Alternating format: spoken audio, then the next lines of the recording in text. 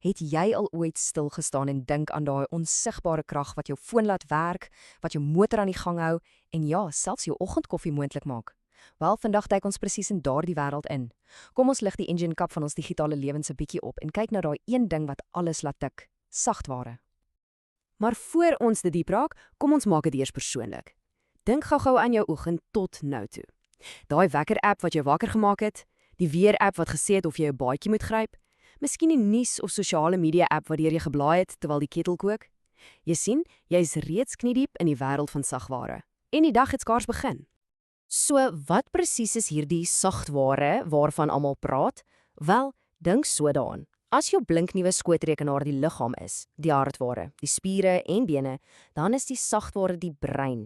Dis die gedagtes, die planne, die instruksies wat daai stuk metaal en plastiek in 'n kragtige stuk gereedskap verander.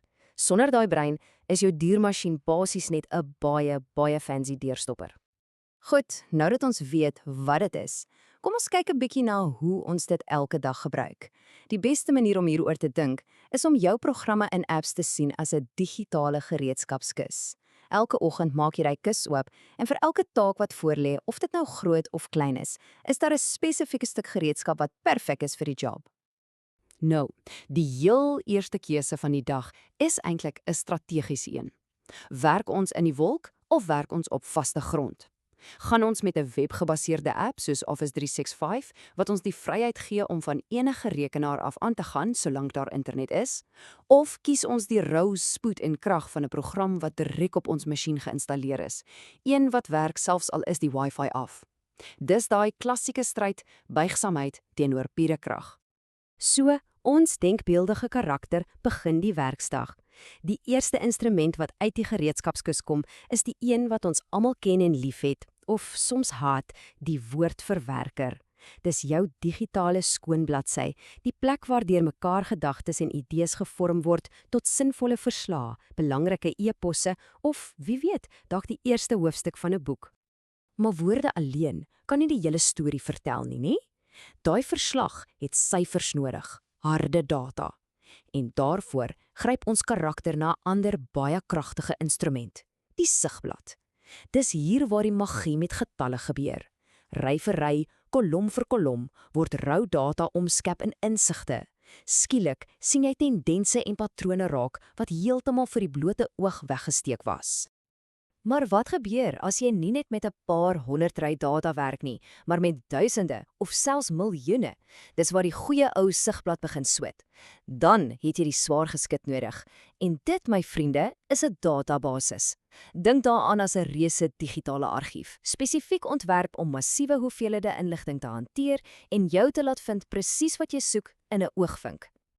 Goed, maar hoe kom ons by al hierdie wonderlike gereedskap uit, veral die wat in die wolk woon? Wel, deur die ware onbesonge held van die sagteware wêreld, die webblaaier. Of jy nou 'n Chrome mens, 'n Firefox aanhanger of 'n Safari gebruiker is, hierdie een program is jou poort na die hele digitale heelal. Dis die venster waardeur ons die wêreld se kennis inkry en die deur na ontelbare online apps. Tot nou toe het ons gepraat oor sagtware as passiewe gereedskap. Ons stel dit op, gebruik dit en sit dit weer neer. Maar wat as die gereedskap self begin dink? Wat as dit jou behoeftes kan vooruitloop en jou kan help op maniere wat jy nie eers geweet het moontlik is nie? Welkom by die volgende hoofstuk van sagtware. Een van die mees ongelooflike spronge vorentoe is stemherkenning. Vir jare was ons vasgeketting aan ons sleutelborde en muise. Maar nou, danksy software wat kan luister, verstaan en reageer, kan ons eenvoudig met ons tegnologie praat. Dis 'n reuse sprong, amper so groot soos die skuif van pen en papier na die tikmasjien. En die oomblik as software kan luister, is die volgende logiese stap dat dit 'n gesprek kan voer. En net daar is die virtuele assistent gebore, of jy dit nou Siri, Alexa of Google Assistant noem. Dis nie meer net programme nie, dis amper metgeselle, ontwerp om jou te help om jou lewe te bestuur. Kyk net hier, ons karakter sit vas in die verkeer, maar kan steeds, heeltemal handvry, 'n belangrike vergadering schedule. Dis multitasking op 'n heel nuwe vlak. En die ware krag van hierdie assistente is hoe ongelooflik veelsidig hulle is. Hulle is jou persoonlike sekretaresse wat jou skedule vir jou kan opsê. Hulle is jou navorsingsassistent wat dinge uit jou eie verlede kan onthou En natuurlik, hulle is jou persoonlike navigator wat jou help om daai verkeersknoop te vermy. Dit is letterlik soos om 'n hele span helpers in jou sak te hê. Maar, soos met enige kragtige stuk gereedskap, is daar 'n donker kant. Daai oomblik wanneer die magie verdwyn en pure frustrasie oorneem. Ons was almal al daar, die skerm vries, die wyser tol en die paniek begin inskop. So, wat gebeur wanneer ons digitale gereedskap ons in die steek laat, presies op die oomblik wat ons dit die nodigste het? Stel jou dit voor. Ons karakter is minute weg van 'n spertyd. Die laaste, perfekte paragraaf word getik. En dan, niks. Die skerm is gevries. Daai gevreesde, draaiende reënboogballetjie verskyn. Die hartklop versnel, die sweet begin perel. Dis 'n oomblik van pure digitale wanhoop. Wat op aarde doen jy nou? OK, haal diep asem, moenie die muis deur die kamer gooi nie, dat's 'n plan. Dink hieraan as digitale noodhulp. Stap 1, die beheerde afskakeling. Gebruik die taakbestuurder om die program te dwing om te sluit. As dit nie werk nie, stap 2, die harde herlaai. Skakel die hele masjien af en weer aan.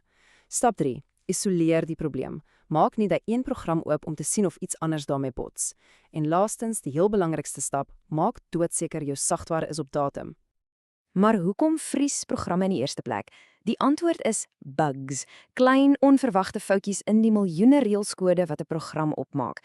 Gelukkig werk ontwikkelaars dag en nag om hierdie foute te vind en reg te stel met wat ons noem patches of opdaterings.